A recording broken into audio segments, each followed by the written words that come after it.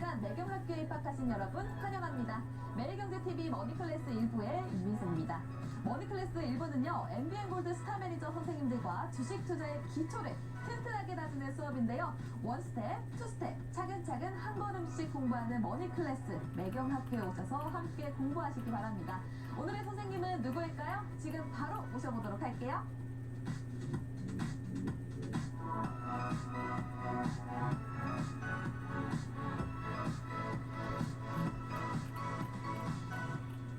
네, 머니클래스 오늘의 선생님은요, 100세 롱런하는 나만의 주식 투자 비법 찾기 매경증권 아카데미 박철수 선생님 모셔보도록 하겠습니다. 어서 오세요. 네, 안녕하세요. 네, 안녕하세요. 우리 매경 대표 훈남 아니십니까? 아유, 감사합니다. 주식 투자도 훈훈하게 하시고. 네. 그쵸? 네, 열심히 하겠습니다. 네, 증권 아카데미 출신이라고 하시는데 이건 뭐예요? 저희 매일경제에서 이제 매경증권 아카데미라고 해서 교육 위주의 또 사업을 영위를 하고 있거든요. 그래서 네. 거기서 지금 주기적으로 계속 교육 방송 그리고 교육 강연회 이런 것들 진행하고 있으니까요. 매경증권 아카데미도 많은 관심 부탁드리겠습니다. 아, 그러면 주로 교육을 진행하시는 네, 건가요? 지금은 교육을 거의 위주로 하고 있고요. 음. 그리고 일단 방송은 계속적으로 하고 있습니다. 네, 알겠습니다. 워낙 또 많이 알고 계시니까 교육까지도 진행을 하시는 것 같고, 훈훈하셔서 학생분들이 굉장히 좋으시겠어요. 진심이신 거죠? 너무너무 진심입니다. 제가 매경에서 제일 잘생겼다 생각하는 매니저님입니다. 감사합니다. 알겠습니다. 제가 오늘 아주 기분 좋게 수업을 들어볼 수 있을 것 같은데요. 오늘 어떤 수업 준비되어 있습니까?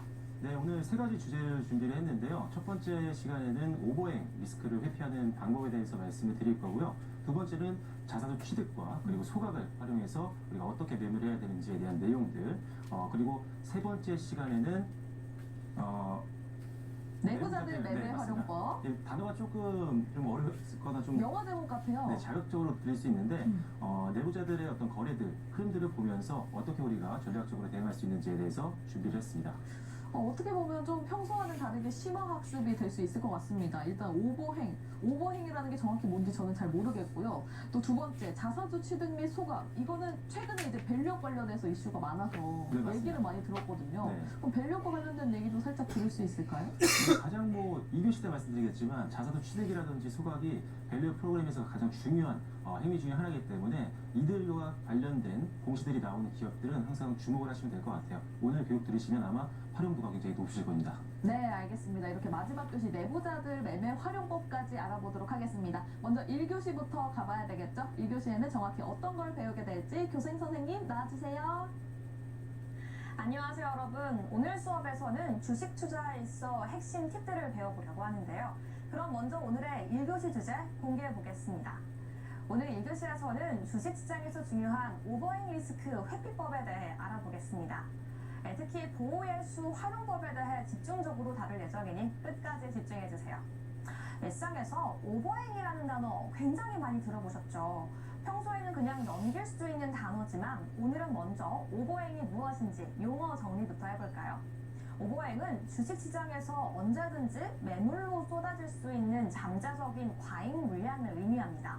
현 주가가 투자자의 보유 가격보다 높거나 기업 가치 대비 고평가된 경우 또는 기업의 악재가 발생할 경우 매도 가능성이 높아집니다. 반면 기업의 추가 상승 재료가 있을 경우 홀딩 가능성이 더 높아지죠. 다음으로 주요 투자자의 대량 주식 처분에 대해서도 알아볼까요? 왜 시장은 그럼 주요 투자자의 대량 주식 처분을 걱정하는 걸까요?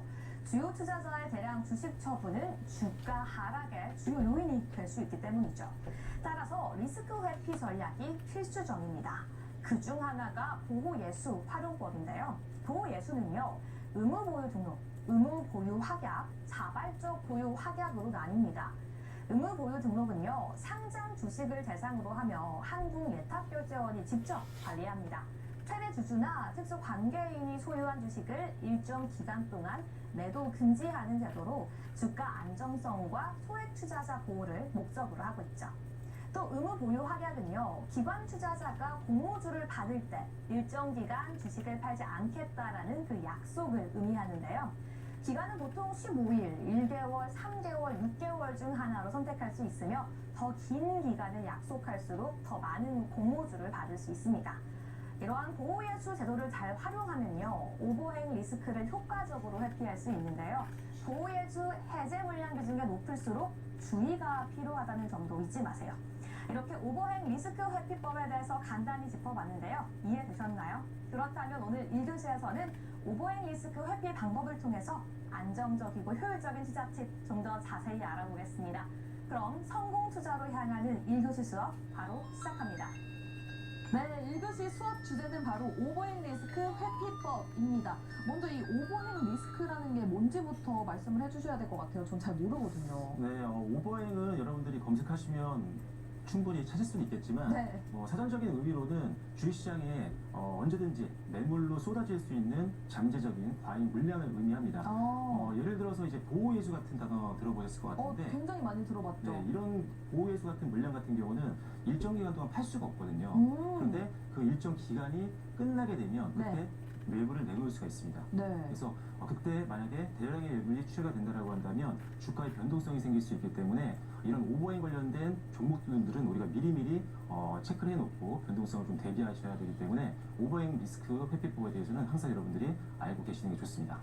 그러면 오버행 리스크 회피법 중에 하나가 보호예수 활용을 하는 방법이 있다라는 걸까요?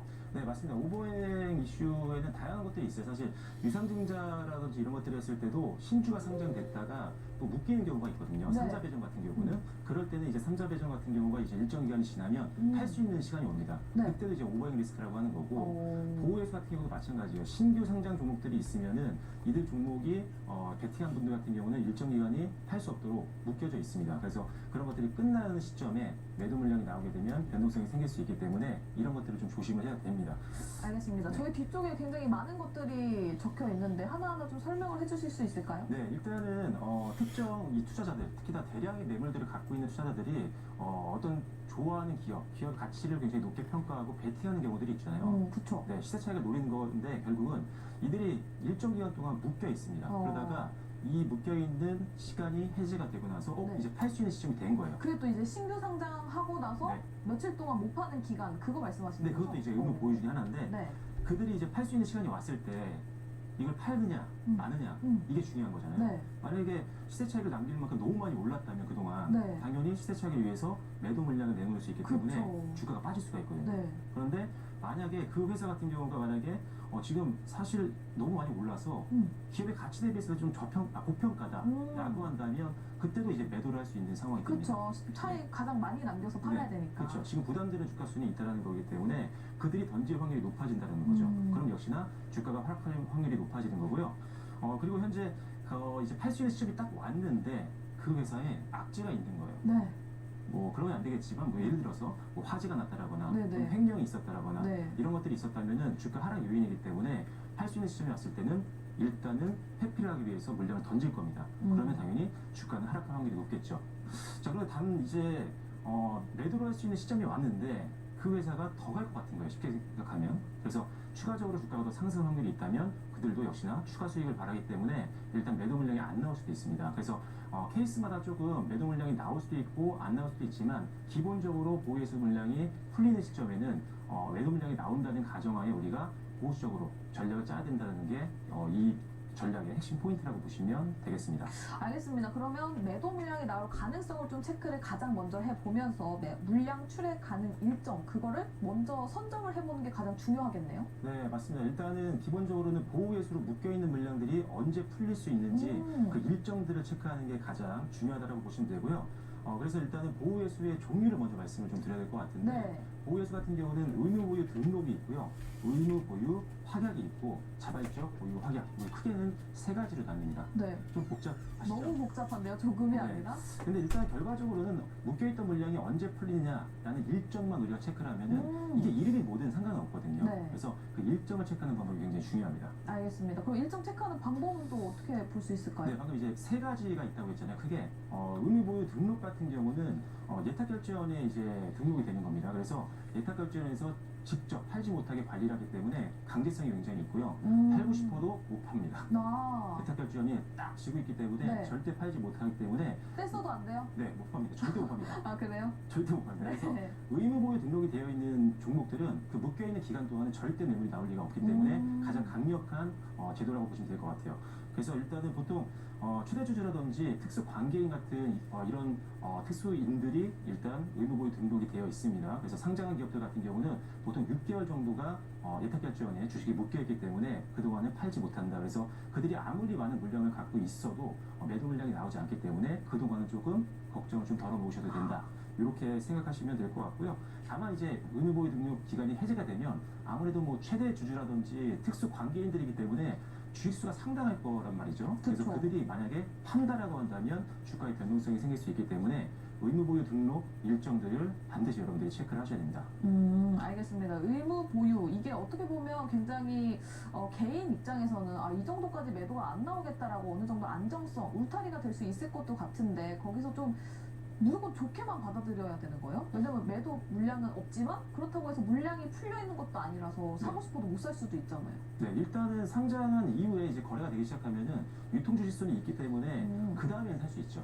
근데 이제 보통 상장 전에 이런 특수 관계인들이라든지 아니면 기관들이 미리 사는 경우가 있어요. 네. 좀 더 저렴한 가격에 확보를 할 수가 있기 때문에 네. 그런 것들이 이제 의무보유 등록으로 묶여 있는 거라고 보시면 되고요. 그래서 그 일정들을 반드시 확인을 하셔야 됩니다. 개인들은 못 삽니까 먼저? 먼저 살 수도 있습니다. 그래요? 공모청약이 있잖아요. 공모청약. 네, 공모청약으로 여러분들이 들어오실 수 있으니까요. 관심 있는 기업들이 있다면 당연히 기업 분석하시고 괜찮은 것 같다. 그러면 공모청약도 넣어보실 필요가 있습니다. 다만 공모청약은 사실 많은 주수를 확보하기는 어렵기 때문에 맞아요. 네, 그런 것들은 좀 감안하셔야 될 것 같습니다. 저도 한번 해봤는데 뭐 많이 받아야 2개 주, 그쵸? 한 주 이렇게 맞습니다. 받더라고요. 한 주 받는 것도 너는 로또다 이렇게 들었을 때도 있었어요. 네, 그래서 상장한 주식들이 많은데 사실 변동성이 좀 커고 종목이 사실 주식을 많이 받지는 못하기 때문에 아주 큰 부가가치를 창출하기 좀 어렵긴 네. 합니다. 그래서 상장이 한 이후에 사는 것도 늦지 않으니까요. 기업 분석만 잘하시면 되겠습니다. 알겠습니다. 그렇다면 이 의무 보유 등록 이 부분을 굉장히 잘 체크를 해봐야 될 것 같습니다. 그 정보를 확인할 수 있는 창구가 따로 있나요? 네, 굉장히 쉽습니다. 지금 화면에 나가실 것 같은데요. 일단은 아까 예탁결제원에서 이거를 꽉 쥐고 있다고 했잖아요. 네. 주식을. 그래서 예탁결제원 들어가시면 됩니다. 네, 아, 홈페이지 들어가시면 상단에 이제 보도자료 볼 수 있는 카테고리가 있거든요. 보도자료 딱 들어가시면 매달 말일쯤에 다음 달에 이제 보호예수가 풀리는 기업들을 아주 상세하게 정리해서 한 달 올려줍니다. 전에. 네, 그래서 매달 말일날 다음 달 2월 보호예수 풀리는 코스피 종목들, 코스닥 종목들을 상세하게 확인할 수 있는데 지금 화면에 보시면 아시겠지만 어떤 종목이 매달 며칠날 보호예수가 풀리는지 그리고 얼마나 많은 물량이 풀리는지가 나옵니다. 그래서 중요한 것들은 총 주식수 대비해서 과연 이 물량이 어느 정도를 차지하느냐. 만약에 총 주식수 대비해서 한 30%다 이러면 굉장히 많은 거거든요. 네. 이런 비중이 한 번에 풀리면 사실 크게 주가가 빠질 수가 있기 때문에 비중이 좀 높은 종목들은 조심하셔야 되겠고요. 그리고 사실상 비중이 좀 작은 것들, 뭐 0.1%가 풀린다, 뭐 이런 것들은 크게 주가에 영향을 주진 않으니까요. 그런 것들은 참고 정도만 하시면 되겠습니다. 그 퍼센테이지를 확인해 보는 것도 굉장히 중요하겠네요. 근데 의무 보유 등록 저거를 확인을 하고 그 다음 단계는 뭐예요? 네, 일단은 의무보유 등록이 있고 아까 의무보유 확약도 있었잖아요. 확약이 뭐예요? 확약 같은 경우 뭐냐면 기관 투자자들이 이제 상장을 앞두고 있는 기업들을 투자할 때 네. 의무보유 확약이라는 걸 겁니다. 나는 일정 기간 동안 안 팔게. 그러면 뭘 원하는 거 있어요? 그 대신 나한테 많은 걸 줘라? 내가 일정 기간 동안 못 파는 즉 자유를 내가 억압을 할 테니까 네. 나한테 주식 더 주라 이거죠. 주를 더 달라? 그쵸. 더 많이 달라? 네, 맞습니다. 음. 그래서 기관들이 만약에 의무보유 확약을 많이 한다 그리고 기간이 길다 네. 이렇다면은 이 기관이 상장하는 이 A라는 기업의 가치를 굉장히 높게 그럼 평가합니다. 좋은 기업이라는 거잖아요. 그쵸, 그래서- 그만큼 욕심난다는 거니까. 네, 맞습니다. 오. 그래서 보통 우리가 상장 기업들 보면은 수요 예측 때나 아니면 공모청약 때 경쟁률만 많이들 보시잖아요. 네. 그것도 중요해요. 그럼요. 그게 관심도를 볼 수 있는 거니까. 네. 근데 더 중요한 거는 전문 투자자인 기관들이 과연 어느 정도 기간 동안 자기네 자금을 묶어놓느냐예요. 그렇겠네요. 네. 그만큼 자신이 있다는 거죠. 네. 좋게 본 거죠. 미래 가치를. 그래서 의무보유 허가 기간이 긴 종목들 같은 경우는 조금 더 여러분들이 관심 있게 지켜보시면 좋다라는 게 팁입니다. 그럼 상장하는 종목들 중에서 역대까지 봤을 때 의무 보유 확약이 없었던 종목도 있었어요? 네, 의무보유 허가 같은 경우는 사실 이게 기간이 보통 뭐 짧은 15일도 있고요. 뭐 일주일도 있고 보름도 있고 그다음에 뭐 한 달, 6개월 이렇게 있는데 정해져 있지 않습니다. 그래서 기관들과 결국은 이제 상장 기업들 간에 딜을 하는 건데 그래서 여기서 중요한 건 뭐냐면 이런 내용들을 다 확인을 할 수가 있어요. 그래요? 몇 개월을 지금 투자하기로 했는지. 네. 그래서 그런 것들을 반드시 체크하시고 짧은 것보다 아까 말씀드렸죠. 길게 주식을 묶어놓는 경우가 훨씬 더 좀 좋게 볼 수 있는 포인트다라고 말씀드리겠습니다. 알겠습니다. 그렇다면 의무 보유 확약 이거는 어디 가서 그 정보를 확인해 볼 수 있을까요? 네, 의무보유학 같은 경우는 금감원 전자공시 시스템이죠. 다트에 들어가시면 볼 수가 있는데 일단 증권발행 실적 보고서라고 있습니다. 네. 여러분들이 검색창을 활용하시면 금방 찾을 수가 있어요. 그래서 화면이 지금 나오고 있는데 증권 발행 실적 보고서 보시면 여기에 지금 15일 확약도 있고요. 네. 1개월 확약도 보이고 3개월도 보이고 6개월도 아마 보이실 거예요. 네. 그리고 미확약도 있습니다. 미확약은 이제 금방 풀릴 수 있는 거예요. 아. 언제든지 팔 수 있는 거고 네. 나머지는 그 기간 동안 묶여 있는 겁니다. 그래서 지금 보시면 3개월대가 가장 많이 묶여 있어요. 그리고 그게 거의 비중이 30% 정도입니다. 네네. 그렇다면 지금 3개월 뒤에 이 물량이 풀린다면 주가가 좀 흔들릴 수 있다는 거죠.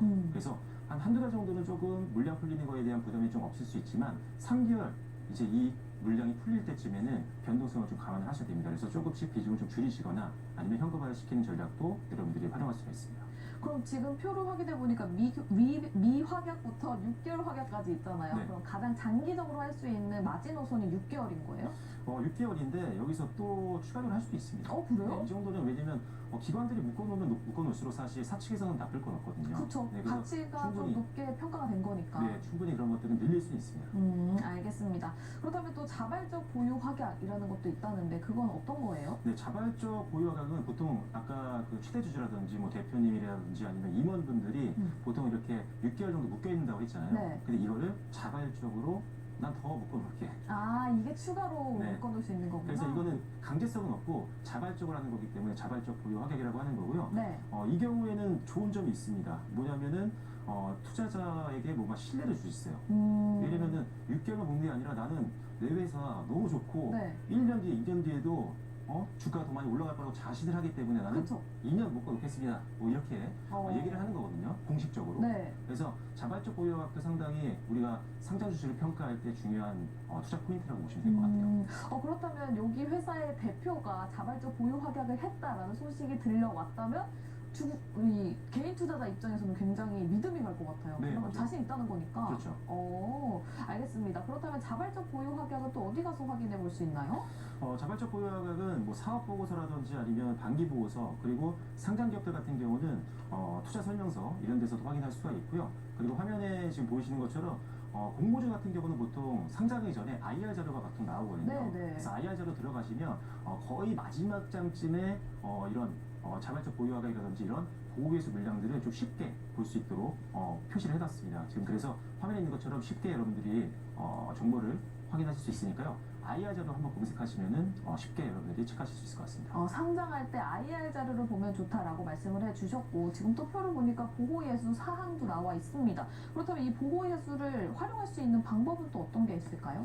보호예수를 활용할 수 있는 방법들이 굉장히 많습니다. 일단은 물량이 풀릴 때 일단 매도 물량이 나오게 되면 주가가 흔들릴 수 있잖아요. 네, 그렇죠. 그래서 이제 만약에 내가 이 상장 주식을 갖고 있는 사람이라면 일단 물량이 많이 풀리는 날이 체크가 된다고 하면 그 전에 조금 비중을 좀 줄이거나 네. 아니면 또는 현금화를 시키는 전략을 해볼 수가 있습니다. 네. 근데 만약에 이 회사가 물량이 풀려도 그 풀린 물량을 갖고 있는 사람들이 안 던질 만한 뭔가 상승 포인트가 있다, 호재가 있다. 네.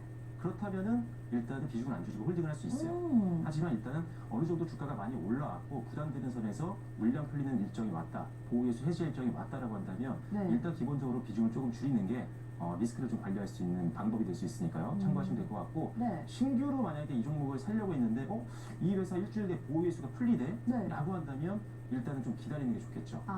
조금 빠질 수가 있습니다. 그렇죠. 네, 그러면 오히려 좀 기다렸다가 주가가 빠지고 나서 보호예수 일정 끝나고 주가가 다시 반등이 나올 때 사면 오히려 이론적으로는 더 싸게 살 수 있는 확률이 좀 높습니다. 왜냐면 또 이제 보호예수 기간이 끝나면 던질 확률이 그래도 조금 올라가는 거니까 하락세가 나올 수 있다라고 말씀을 해주셨는데 저희 다음 자료를 살펴보면 각각 증권사별로도 표가 나와 있거든요. 이거 뭘 뜻하는 거예요? 네, 이거는 오늘 말씀드렸던 내용들을 표로 정리해 드린 거니까요. 네. 한번 보시면서 참고하시면 될 것 같아요. 아까 말씀드렸던 내용이 간단하게 표로 정리되어 있는 걸 캡처했습니다. 알겠습니다. 그럼 지금 화면 보시는 분들 이거 capture 해주시면 좋을 것 같아요. 캡처해놓고 공부하면 되는 거잖아요. 네, 맞습니다. 맞습니다. 알겠습니다. 그렇다면 좀 예시를 들어주시면 좋을 것 같아서. 네, 일단은 지금 VC라는 종목 한 종목을 보여드릴 텐데 이게 지금 불과 지난달이었습니다. 지난달에 네. 8월 24일 날 보호예수가 풀리는데 비중이 한 33.5%였어요. 상당히 많은 비중이거든요. 한 몇 퍼센트 정도가 많은 거예요? 일단은 저는 10%에서 15% 이상이 넘어가게 되면 일단은 좀 긴장을 하는 편이거든요. 왜냐면 그 물량이 다 나오면 사실 맞아요. 부담이 되거든요. 네네. 1%, 2%, 뭐 0.1%이 정도는 주가에 큰 영향을 안 주지만 그렇죠? 네. 이 물량이 전부 다 나온다고 하면 사실 이거는 충격이 올 수밖에 없습니다. 네. 그래서 일단은 조금 비중이 많네 라고 해서 저라면은 갖고 있었다면 일단은 보호예수가 풀리기 전에 좀 매도를 했을 것 같아요. 비중을 줄이거나 또는 현금화를. 그렇죠. 33%면 굉장히 높은 거네요. 네, 맞습니다. 그래서 지금 화면을 보시면 지금 파란색으로 우측에 표시를 해놓은 날이 이 날이 이제 보호예수가 풀리는 날이었어요.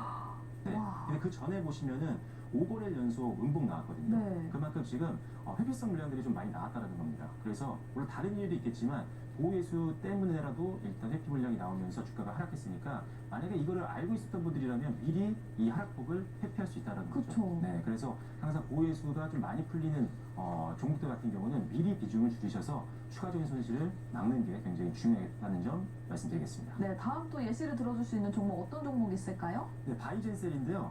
이 바이젠셀 같은 경우는 역시나 8월 25일 날 이제 보호예수가 풀렸는데 27.39%였습니다. 상당히 네. 많은 비중이었기 때문에 이것도 역시나 빠질 확률이 있었던 거죠.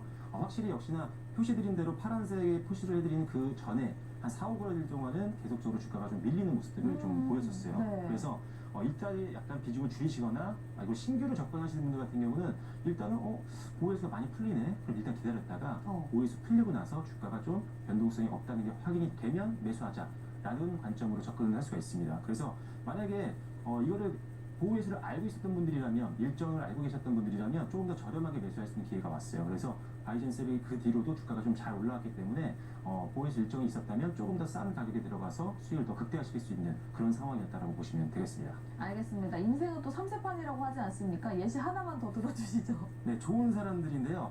아마 주병진 씨가 이제 만들었던 옛날에 속옷이었거든요. 아, 네네. 속옷의 패션화 이렇게 뭐 했던 광고가 기억이 나는데 이 회사가 이제 사실 라운 사태에 연루가 돼 있어서 거래 정지가 되게 오랫동안 됐어요. 게다가 이제 거래 정지가 풀리고 이제 거래가 재개가 됐는데 일단은 지금 사실 시장에서 아직은 뭐 신뢰도가 많이 떨어져 있던 기업이다 보니까 주가가 계속 빠지게 된 상태였고 거기다가 보호예수까지 한 22%대 실효가 되는 날짜가 8월 25일이었습니다. 그러다 보니까 그 전에도 계속 빠졌고 보호예수가 풀린 이후에도 계속 빠지고 있는 그런 상황이라고 보시면 될 것 같습니다. 그래서 이런 종목들 같은 경우는 빨리 회피했다면 굉장한 손실을 막을 수 있었던 좋은 케이스였기 때문에 항상 보호예수가 많이 풀리는 종목들 같은 경우는 내가 가지고 있건 또는 앞으로 살 계획이 있건 항상 변동성을 대비하는 전략이 필요가 있습니다. 그럼 만약에 보유자라면 이 보호예수가 풀리는 날을 기점으로 한 3, 4일 전부터는 매도할 준비를 어느 정도 하고 있는 게 좋겠네요? 네, 그래서 보호예수 일정을 일단 저는 기본적으로 한 2주 전에는 알아야 된다고 생각하거든요. 2주 전에. 네, 일단은 아까 말씀드린 대로 일단 예탁 결제 물량 같은 경우는 전달에 다음 달 거 다 확인할 수 있거든요. 그쵸, 네. 그 정도로 항상 여러분들이 체크를 하시는 습관을 들이시는 게 좋고 뉴스라든지 이런 것들 다 확인하시면서 내가 가지고 있는 종목이 과연 물량이 묶여 있는 게 있는지 이런 것들 이제 사업 보고서 보면 다 확인을 할 수 있거든요. 그래서 보호예수는 반드시 체크하시고 언제 풀리는지 정도는 다 체크를 일일이 해놓으시는 게 처음엔 조금 힘들 수 있지만 귀찮죠, 그리고. 습관이 되시면은 굉장히 별거 없습니다. 그냥 일정 체크하는 거니까요. 알겠습니다. 이렇게 보호 예술을 통해서 전략을 짜는 방법에 대해서 말씀을 해주셨는데 사실 저는 그런 게 굉장히 귀찮아요. 그래서 이거를 조금 쉽게 할 수 있는 방법이 어디 없을까라고 머리를 굴려보니까 우리 선생님 찾아가 보면 좋을 것 같거든요. 다 알려주시죠? 네, 계속 알려드리고 있습니다. 일단은 뭐 지금 매경 아카데미라든지 이런 것들을 통해서도 여러분들께 인사를 드리고 있지만요.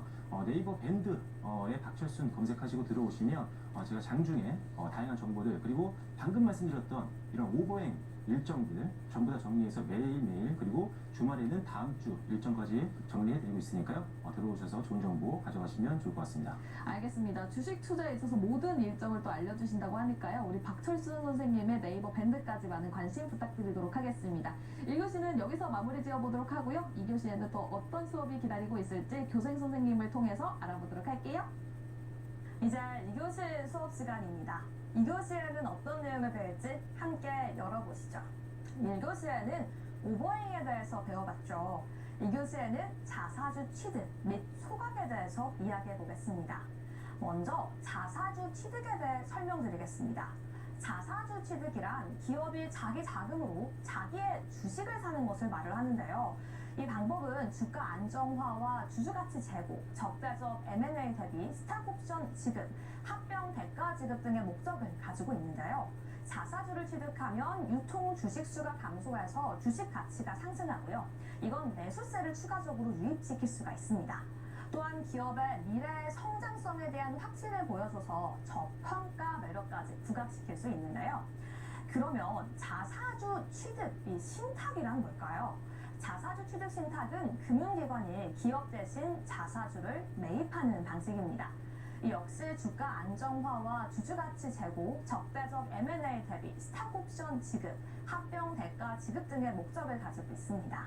자사주 취득 신탁은요, 자사주 취득과 마찬가지로 유통 주식수를 감소시켜서 주식의 가치를 상승시키고 매수세까지도 유입시킬 수 있습니다.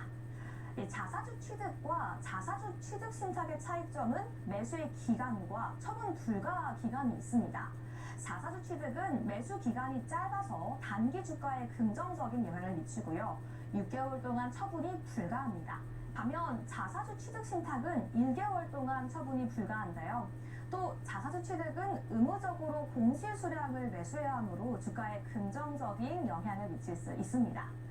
마지막으로 자사주 소각에 대해서도 설명해 드리겠습니다. 자사주를 소각한다는 건요, 기업이 자사의 주식을 정말 말 그대로 소각한다라는 것을 말을 하는데요. 이는 주가의 하락 방어, 주당 가치 상승, 주주 가치 증가 등의 목적을 가지고 있습니다. 발행 주식수가 감소하게 되면 EPS와 ROE가 상승해서 주가가 오르는 효과를 기대할 수 있는데요. 자사주 소각은 주주 환원 정책에서 가장 호재성 공시로 평가받고 있습니다. 이렇게 자사주의 취득과 소각에 대해서 함께 알아봤는데요. 오늘 2교시 수업을 통해서 보다 안정적이고 효율적인 투자 계획 함께 세워보시죠. 그럼 2교시 수업 바로 시작합니다. 네, 2교시 수업 주제는 바로 자사주 취득 및 소각입니다. 올해 들어서 굉장히 많이 들어보셨을 것 같아요. 자사주를 취득했다, 그리고 그걸 소각했다라는 소식이 전해지면 우리 주가가 올라갔잖아요, 올 한해. 맞습니다. 네, 그 이유가 또 뭘까요? 일단은 자사주 취득과 소각은 기본적으로 시장 참여자들이 호재로 많이들 인식을 하고 있거든요. 그러다 보니까 이런 공시가 나오면 오히려 주가가 더 많이 올라가고 네. 실제 매수세가 많이 붙기 때문이기도 합니다. 그렇다면 일단 자사주 취득과 소각이 뭔지 우리가 네. 알아봐야 되잖아요. 알아봐야 되겠죠. 네, 그래서 자사주 취득부터 말씀을 드리자면 자사주 취득은 말 그대로 기업이 자기 회사 주식을 사는 겁니다. 그러니까 결국은 매수를 한다는 거거든요. 그렇기 때문에 이 자사주 취득은 일단 기본적으로 호재라고 보고 있는 거고요. 이 자사주 취득을 하는 기업의 목적이 무엇이냐? 일단은 매수를 하는 거기 때문에 네. 주가를 방어해 줄 수 있습니다. 아, 왜냐면 기관들이 직접 사주는 거니까. 그쵸. 네, 그것도 자기 회사가 네. 자기 회사 거야. 내 거 내가 사는 거죠. 내 거 내가 사는 거기 때문에 굉장히 신뢰도를 줄 수 있는 굉장히 중요한 포인트라고 보시면 될 것 같고요. 그리고 적대적 M&A를 대표할 수 있습니다. 회사가 자기 지분을 더 늘리는 거기 때문에 네. 혹시라도 모를 적대적인 M&A를 회피하기 위해서 자사주를 취득하는 경우도 좀 있고요. 그 다음에 뭐 스탁옵션을 제공하기 위해서 자사주를 좀 더 땡겨오는 경우도 있고요. 그 다음에 합병대가 지급을 위한 목적도 있습니다. 일단은 기본적으로 주가 방어에 굉장히 영향을 많이 주는 좋은 호재성 공시이기 때문에 일단 내가 가진 종목이라든지 내가 관심 있는 종목들 자사주 취득 공시가 나온다면 일단 긍정적으로 보시는 게 확률적으로 맞다라고 말씀을 드리겠고요. 네.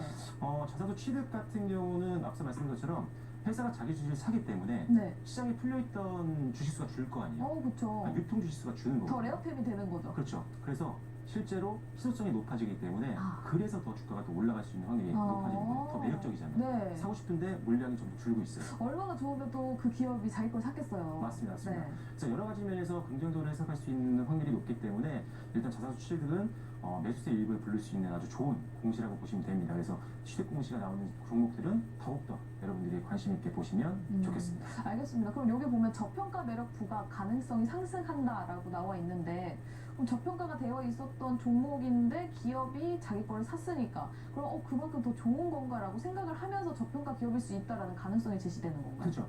회사가 일단은 이런 변동성장에서도 주가를 방어하기 위해서 주주들을 좀 보호하기 위해서 자기 주식을 사는 행위도 할 수가 있지만 목적은 또 다른 게 또 있습니다. 네. 이런 거죠. 내가 봐도 우리 회사 지금 너무 저평가야. 네. 사자. 라고 해서 투자의 관점으로 자사주를 매입하는 경우도 있습니다. 그래서 저평가일 경우에 이 기업들이 자사주를 취득하는 경우가 많이 있기 때문에 그런 부분도 여러분들이 생각을 하시고 분석을 해보시면 좋을 것 같습니다. 알겠습니다. 그렇다면 이 자사주 취득 신탁이라는 것도 있다고 하는데 이건 뭔가요? 자사주 취득 신탁 같은 경우는 맡기는 거예요. 맡기는 거예요? 네. 회사가 직접 사는 게 아니라 네. 이제 증권사라든지 이렇게 통해 가지고 네. 이제 우리 회사 주식을 좀 대신 사줘 라고 위탁을 하는 겁니다. 왜요? 내가 돈이 없으니까? 전문기관에 맡기는 거죠. 네, 그래서 일단은 신탁과 취득 모두 다 일단은 호재성 공시인 건 맞습니다. 네. 결국은 회사 주식을 더 늘리겠다라는 매수를 하겠다라는 의미이기 때문에 둘 다 호재라고 보시면 될 것 같고요. 목적은 그래서 비슷합니다. 결국 자기 회사 주식을 사는 거기 때문에 네. 앞서 말씀드렸던 취득과 그리고 신탁 둘 다 목적은 거의 비슷하다라고 보시면 될 것 같습니다. 알겠습니다. 그럼 어느 정도 경영권에 대해서 방어적인 측면도 있겠어요? 네, 그래서 아까도 이제 M&A, 적대적 M&A를 막기 위한 경영권 방어 차원도 있고요. 여러 가지 목적들이 있기 때문에 일단은 취득하고 신탁을 한다고 한다면 어떤 목적으로 했는지 공시에 나와 있습니다. 아니면 공시를 좀 보는 게 어려우신 분들 같은 경우는 최소한 뉴스라도 찾아보시면 대략적인 목적은 나와 있기 때문에 그런 부분들은 꼭 체크를 하시는 게 좋습니다. 알겠습니다. 그렇다면 자사주 취득 그리고 자사주 취득 신탁 목적이 비슷하다라고 말씀을 해주셨잖아요. 네. 근데 명확한 차이점은 일단 기관을 통한다 안 통한다가 있을 것 같은데 또 다른 차이점이 있을까요? 네, 일단은 자사주 취득과 신탁의 차이점을 보면요. 기간입니다. 기간. 자사주를 매집하는 기간. 매집 기간이요? 네, 매집 사는 기간이 기간? 네, 맞습니다. 네. 자사주 취득 같은 경우가 좀 짧습니다.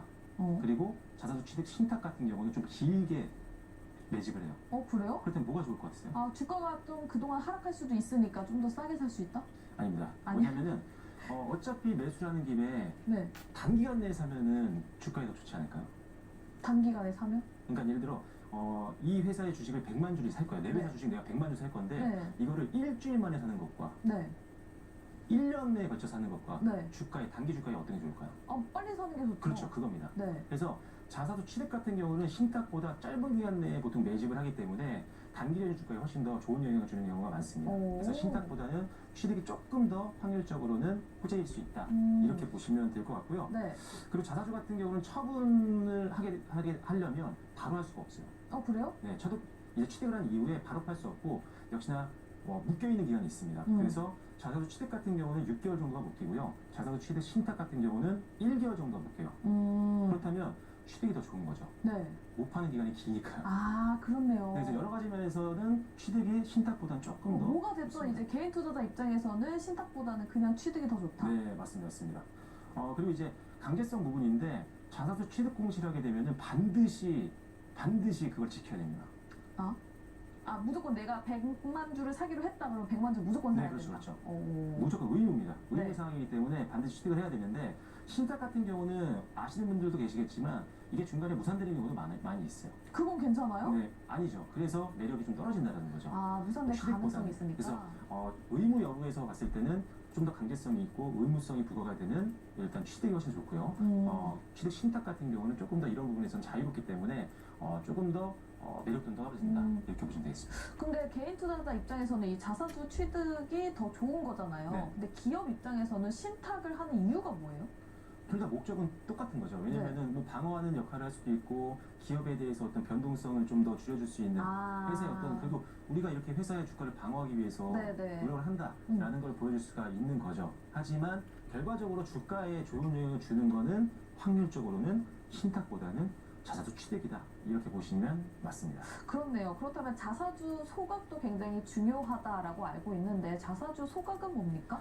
자, 일단 아까 말씀드렸다시피 그 자사주 취득 같은 경우는 내 회사 주식을 사는 거잖아요. 네, 샀죠. 그래서 자기가 갖고 있는 거잖아요. 네. 그래서 시중에 있는 유통 물량이 줄어드는 거예요. 네. 근데 자사주 소각은 내가 가지고 있는 주식을 일부 없애버리는 겁니다. 아예. 불태워서 불태워서 없애서 없애버리면 소각하는 거예요. 그럼 뭐가 되죠? 전체 총 주식수가 줄어들어요. 네, 평생 이제 그게 끝인 거잖아요. 네, 없어요 이제. 네. 다시 뭐 증자하지 않는 이상은 없거든요. 그래서 희소성이 높아집니다. 네. 완벽하게. 그래서 예를 들어서 이거죠. 주식수가 줄어들게 되면은 한정판으로 가는 거예요. 전부 다. 그쵸. 네. 그래서 매력도가 높아지고 당연히 주당 가치가 높아질 수밖에 없습니다. 왜 주식수가 줄어들고 지금 회사가 벌어들이는 돈은 똑같으니까 이거를 나눠서 EPS 같은 경우는 당연히 늘어날 수밖에 없고요. 자본당 이익률이죠. 자기 자본 이익률인 ROE도 당연히 높아질 수밖에 없는 효과가 옵니다. 네. 그래서 실제적으로 이 자사주 취득보다 소각 같은 경우는 훨씬 더 주가 부양에는 매력적이다 이렇게 보실 수가 있습니다. 그렇다면 이 자사주 소각의 목적은 따로 뭡니까? 똑같습니다. 소각도 아까 취득이라든지 취득 신탁이라든지와 동일하게 주가 방어라든지 주주 가치 제고라든지 또는 주주 가치 증가 이런 것들을 목적을 하고 있긴 한데 네. 일단은 조금 더 이제 확실하게 이제 주식수를 줄이는 거기 때문에 가치 상승에는 좀 더 힘을 실어줄 수 있는 그런 공시라고 보시면 될 것 같고요. 네. 아까 말씀드린 것처럼 일단은 이론적으로 이제 소각한 만큼 주당 가치가 올라갈 수가 있기 때문에 일단은 주가에도 상당히 긍정적인 영향을 주는 경우가 많다 이렇게 보시면 되겠습니다. 그럼 주가 측면으로 살펴봤을 때 자사주 취득을 하는 것보다 자사주 취득을 하고 그 다음에 소각을 했다라는 소식이 연달아서 나와줘야 가장 네. 좋겠네요. 굉장히 좋은 제 말씀도 안 드렸는데 어떻게 이걸 아시는지 모르겠지만 네. 자, 취득만으로 끝나지 않고 소각까지 연이어서 하는 경우가 가장 좋습니다. 그러니까 할 수 있는 거 다 하는 거예요. 네. 여러분, 내가 그만큼 여러분들 주주를 생각합니다. 이런 행동이라는 걸 보여줄 수도 있고 네. 그렇기 때문에 주주들 입장에서는 사실상 신뢰감을 가질 수 있는 행동들이기 때문에 그리고 내가 가지고 있는 주식 한 주당 가치가 올라가는 거기 때문에 네. 주가에 굉장히 좋은 영향을 줄 수가 있는 거죠. 그래서 취득뿐만 아니라 소각까지 함께 진행하는 기업들 같은 경우는 더 여러분들이 관심 있게 지켜보시는 게 좋습니다. 알겠습니다. 그래서 최근에 밸류 프로그램이 그것 때문에 올라간다, 주가가 올라갔다, 수급이 들어간다라는 얘기가 있잖아요. 네. 그럼 이게 그건 거죠? 맞습니다. 밸류 프로그램에서 가장 대표적인 게 지금 말씀드렸던 자사주 취득과 네. 연이어서 소각을 하는 행동들도 있을 수 있고요. 배당률을 높이거나 또는 배당 성향을 늘리거나 이런 여러 가지 기업들이 할 수 있는 밸류 프로그램들이 있는데 최근에 이제 많이 이 부분에 대해서 관심도가 올해 초반에 있었고 네. 또 최근 들어서 또 높아지고 있잖아요. 네. 왜냐하면 이제 하반기 때 여러 가지 기대감들이 있기 때문인데 ETF 출시도 예정이 되어 있으니까요. 그래서 밸류 프로그램과 관련되어 있는 행동들을 하고 있는 기업들, 그러니까 자사주 취득도 마찬가지예요. 네. 이런 것들을 꾸준히 해왔던 기업들 같은 경우는 밸류 지표의 또 지수에 이제 포함될 수도 있거든요. 그래서 이들 기업들을 여러분들이 리스트업을 해놓으시고 관심 있게 해서 보신다면 하반기 때 조금 더 여러분들이 종목 선별할 때 굉장히 좀 수월할 수 있을 수 있다라는 점을 말씀드리겠습니다. 알겠습니다. 그렇다면 좀 예시로 들어줄 수 있는 종목들 따로 있을까요? 네, 일단은 휴재를 한번 말씀드릴 텐데 이게 2월 13일 날 자사주 취득 공시가 있었습니다. 네. 그래서 규모는 한 500억짜리 정도 규모였거든요. 그래서 상당히 많은 규모의 자사주 취득이 나왔었고 그래서 지금 2024년도 2월 달 저점 때 이 취득 공시가 나온 이후에 상당히 많이 올랐습니다. 지금 보시면 아시겠지만 15만 원 선에서 지금 거의 30만 원 선까지 올라갔었거든요. 네. 네, 그래서 상당히 의미 있는 자사주 취득 공시였기 때문에 이거를 취득 공시를 좀 공부하셨던 분들이라면 이 공시 보고 나서 500억이나 그래서 관심을 갖고 좀 분석한 다음에 휴젤이 공시도 있었지만 회사도 비전이 있네 라는 게 부합했다면 여러분들이 매수하시고 나서도 굉장히 큰 수익을 낼 수 있는 그런 종목이었습니다. 알겠습니다. 또 우리 선생님하고 오늘 잡은 컨셉은 3세판입니다. 네. 두 종목 더 가시죠. 네, 다음은 이제 한국철강인데 이 회사 같은 경우 보시면은 600억짜리 이제 자사주 취득 신탁 공시가 나왔었어요. 이게 3월 19일이었는데 이날 일단 급등이 좀 나왔었거든요. 급등이 나오고 나서도 상당히 오랜 기간 동안 급등이 나오면서 역시나 주가가 엄청나게 올랐습니다. 한 7,000원대 조금 미만에서 12,500원까지 올라갔으니까요. 그래서 따박 단기 내에 굉장히 많이 올랐고 여기서 중요한 점이 뭐였냐면 얘네가 지금 시총이 3,400억 정도 수준이었거든요. 그 당시에. 네. 근데 얘네가 매수하는 금액이 600억이었어요. 시가총액의 거의 17% 정도였거든요. 그러니까 엄청난 규모였어요. 그래서 여러분들이 이 자사주 취득 공시를 봤을 때 시가총액 대비했을 때 어느 정도 매집을 하는지 이것도 여러분들이 보시면 좋습니다. 그래서 한 5% 정도 이상 매집을 한다라고 한다면 좀 의미 있게 우리가 해석할 수 있으니까요. 5% 이상, 시총의 5% 이상 정도를 매집해서 자사주를 취득하는 기업들 같은 경우는 조금 더 유심히 보시는 게 좋습니다. 알겠습니다. 그렇다면 예시로 들 수 있는 마지막 종목 가볼까요? 네, 마지막 종목은 미래에셋 증권입니다. 여러분들 미래에셋 증권 가지고 있었던 분들은 아시겠지만 네. 이 회사가 그 자사주 취득과 더불어서 소각까지 많이 하는 그 기업이거든요. 8월 달에 조금 올라갔었죠. 네, 맞아요. 8월 달에 7일 날 자사주 100만 주 취득 및 소각에 대한 내용들이 흘러나왔습니다. 그래서 그날 급락 이후에 바로 반등이 나왔죠. 네. 블랙 먼데이 이후에 반등이 세게 나왔고요. 그 뒤로도 지수는 막 지지부진한데 이 회사는 계속 올라갔습니다. 그리고 하락장에서도 상당히 많이 버텨주는 모습들을 보였었기 때문에 이렇게 주주환원 정책에 대해서 밸류 프로그램에 대해서 적극적으로 하고 있는 기업들은 더욱더 여러분들이 관심을 가질 만한 시기다라고 말씀드리겠습니다. 알겠습니다. 이 밖에 외에도 관심을 가질 수 있는 종목들 그리고 밸류업과 관련된 종목들 알려주시는 창고가 따로 있을 것 같은데요. 우리 선생님 어디로 찾아가 보면 좋을까요? 네, 항상 이제 공시에 대한 내용들을 많이 언급을 드립니다. 뉴스보다 공시가 더 팩트에 가까운 정보이기 때문에 이 분석하는 방법들이 굉장히 중요한데요. 관련돼서 내용들 항상 정리해드리고 있습니다. 네이버 밴드에 박철순 검색하고 들어오시면 항상 당일 그리고 주말에 계속적으로 올려드린 자료 받아보실 수 있으니까요. 입력하시고 들어오셔서 저와 함께 만나보시면 될 것 같습니다. 알겠습니다. 공시가 궁금하다, 보는 방법이 궁금하다 하시는 분들은 우리 박철순 선생님 찾아가 보시면 좋을 것 같습니다. 네, 이렇게 2교시는 자사주 취득 그리고 소각과 관련된 내용들 배워봤는데요. 그렇다면 3교시에는 어떤 소식이 준비되어 있을지 우리 교생 선생님 만나보고 올게요. 이제 3교시 수업 시간입니다. 3교시에는 어떤 내용을 배울지 함께 열어볼까요?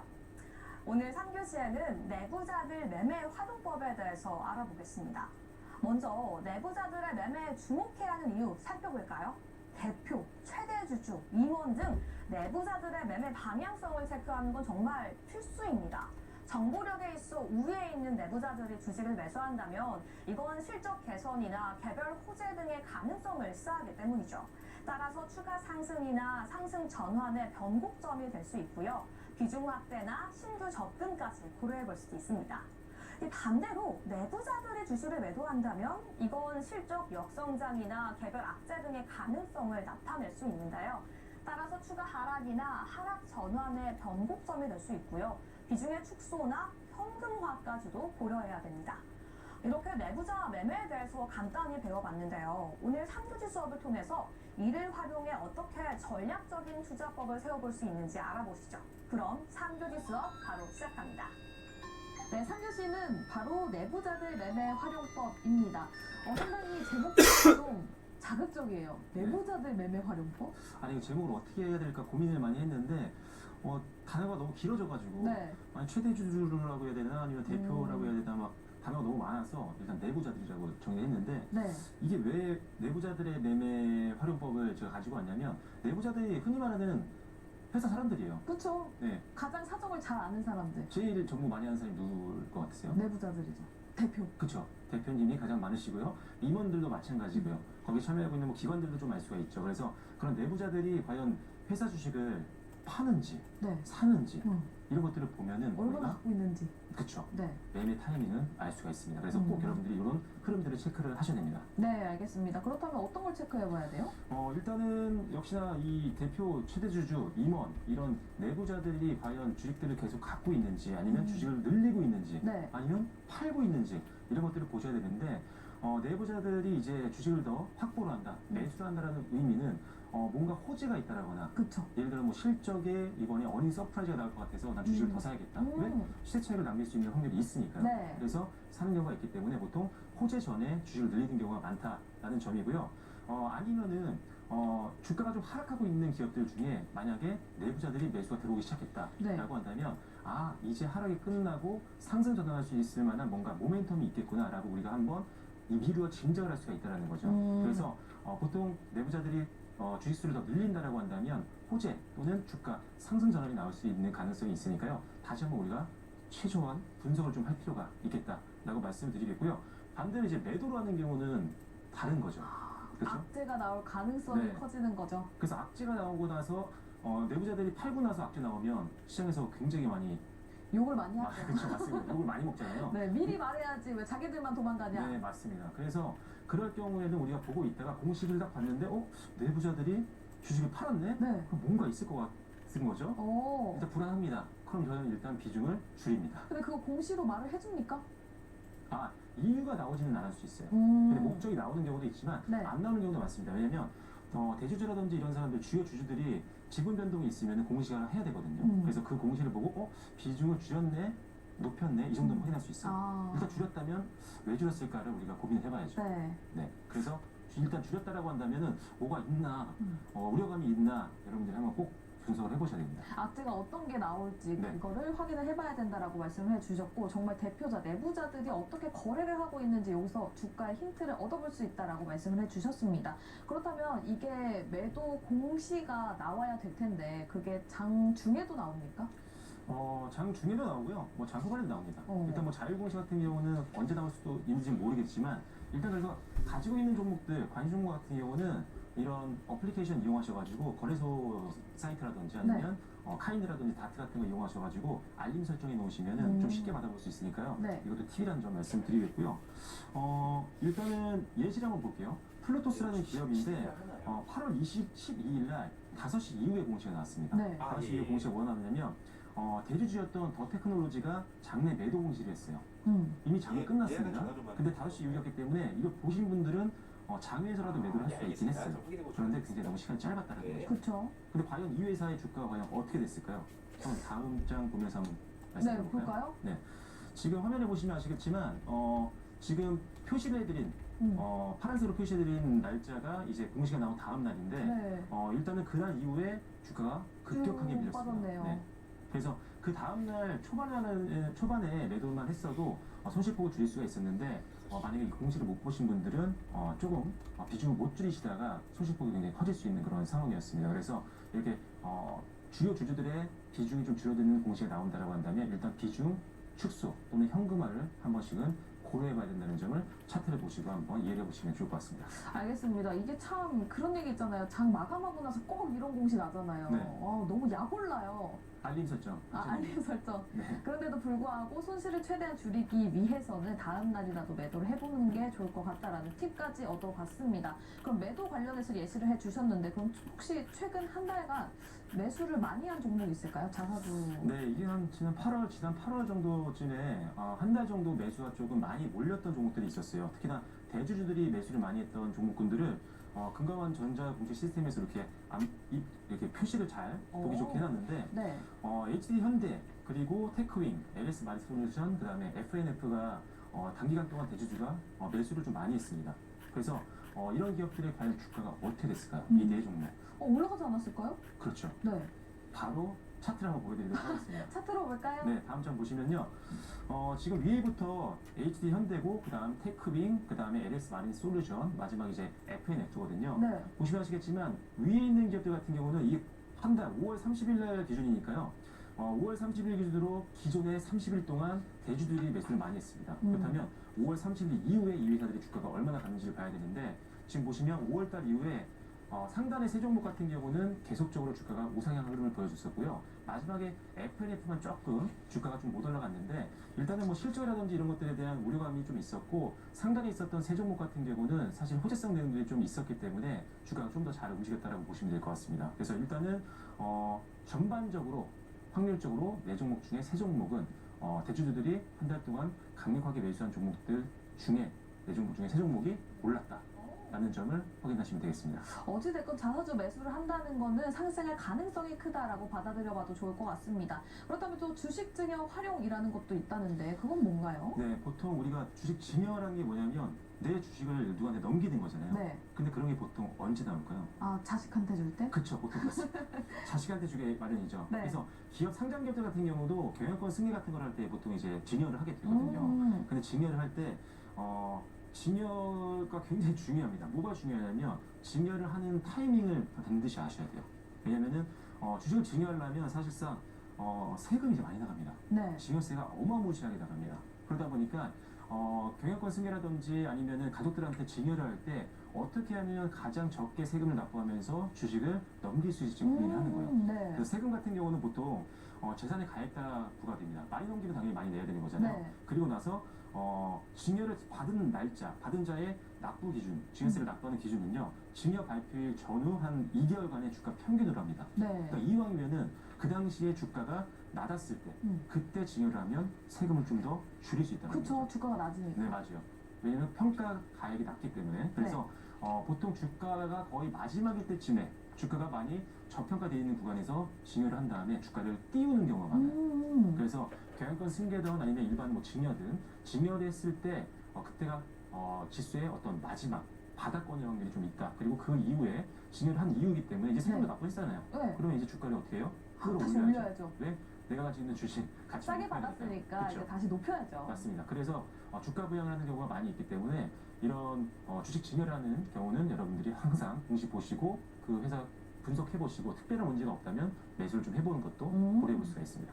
알겠습니다. 이렇게 주식 증여를 할 때 그 이벤트에 따라서 매매의 전략을 세워볼 수도 있다라는 꿀팁까지 전해받았습니다. 저희가 지금 1교시부터 3교시까지 이렇게 알차게 빠르게 달려왔는데 이제 마지막 순서죠. 쪽지 시험을 또 봐야 되거든요. 제가 지금까지 봤던 시험들 모두 올백 맞았습니다. 오늘도 과연 가능할지 오늘 문제 어떤 건지 볼까요? 저한테 문제를 내주시죠. 네, 기업이 자기 자금으로 자기 회사 주식을 사들이는 걸 뭐라고 하죠? 제가 맞출 수 있겠죠? 자사주 네. 취득. 맞습니다. 네, 맞습니다. 제가 또 선생님을 너무 잘 만나가지고 취득과 그 자사주 소각에 대해서 너무너무 잘 알아봤습니다. 네. 근데 조금 더 심화 학습을 할 수 있는 곳도 있고 공시에 따라서 어떻게 분석을 해봐야 되는지 전략을 짜는 창고도 따로 마련되어 있다고 하는데요. 우리 선생님 따라가면 될 것 같습니다. 어디로 가보면 좋을까요? 네, 현재 매경 증권에서도 인사를 드리고 있지만 여러분들께 항상 이런 공시라든지 또는 뉴스에 대한 해석과 같은 정보들을 네이버 밴드에서 드리고 있습니다. 네이버 밴드에 박철순 검색하시고 입장하시면 저와 함께 만나볼 수 있으니까요. 많이 들어와 주시면 감사하겠습니다. 알겠습니다. 혹시 여기 네이버 밴드 가면은 선생님 얼굴도 따로 나와 있나요?